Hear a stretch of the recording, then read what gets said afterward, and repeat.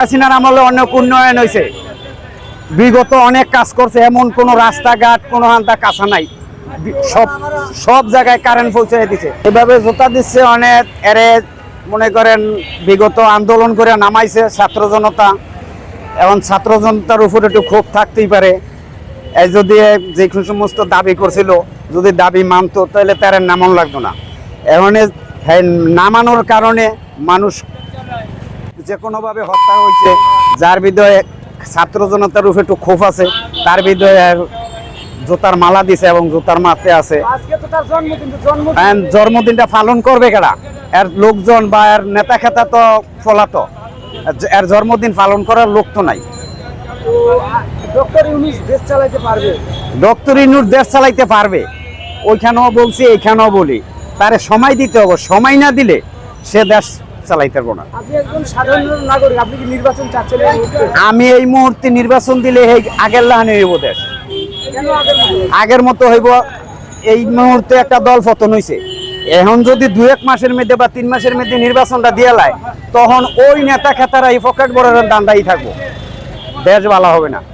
কিন্তু শেখ হাসিনা কাজ করছে, শেখ হাসিনার ভুল করছে শেখ হাসিনার নেতা খেতা। উন্নয়ন একটা কাজের বিনিময়ে তো যেমন আইছে 100 কোটি টাকা, কোনো কাজ করাইছে ধরেন 70 কোটি টাকা, 30 কোটি টাকা তারা আত্মসাৎ করছে। এইভাবে এরা পকেট বাড়ি করছে, পকেট বাড়ি করতে করতে বিদেশে টাকা পাচার করছে। এখন মনে করেন আস্তে আস্তে খুব বাইরেতে আছে, আর তার নেতা খেতা ধরতে আছে। আমরা বাংলাদেশে ইলিশ পাচ্ছি না, তো ভারতে কেন হঠাৎ করে ইলিশ? অনেক এইটা ডক্টর ইউনূসই বলতে পারবে। এই ইলিশ নিয়ে এত কিছু হওয়ার পরও হ্যাঁ আবার 3000 কেজি 3000 টন ইলিশ দেওয়ার রাজি লোকিলিগা। আমরা চাই সুস্থভাবে চলছে। শেখ হাসিনা যাওয়ার পর কি ইলিশ খাইছেন? ইলিশ খাইছি, আগেও খাইছি।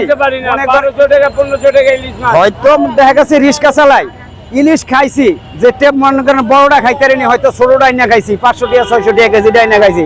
বড়টা তো 1200 টাকা 1800 টাকা 1400-1500 টাকা কেজি গেছে। এখন যেই দেশ পতনের পরে, সরকার পতনের পরে এই জিনিসটা বন্ধ হয়ে গেছিল।